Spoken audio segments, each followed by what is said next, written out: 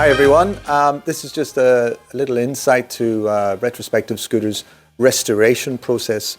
So in this room we sort of keep our painted chassis and bodywork while they wait for their rebuilding. So they are protected and scratch free from the workshop area. We've got a Rally 200 here, we've got a GS 150 here.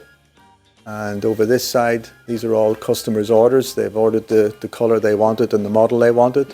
This is an SS 180, and this is another SS 180, both in original paint. One's a red, peacock blue. This is a little small frame 50 that's going to be electric. And this is a wide mount Struzo BL3T.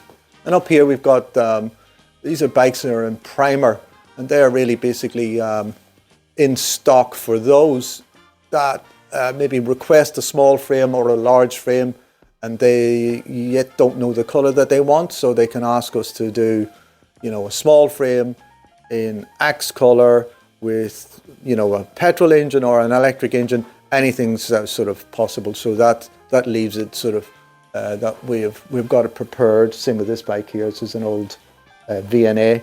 We've got it ready, anything ready in stock to restore for them as they wish. That's how we usually take our orders. On the shop floor, out on the storage facility, we have a lot of the raw product, good solid bikes that then we can pull out from that stock as well and get it to this sort of primer stage.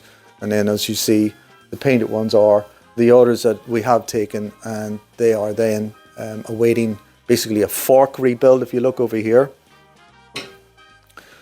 these are all disassembled forks that have been blasted and painted, and this is like a SS Rally fork that has to go together, and its engine has also been built by the mechanics downstairs. And when the fork and the engine have been built up, then the frame goes downstairs to the workshops to get all the trim put on, forks in, engine in, and so on and so forth.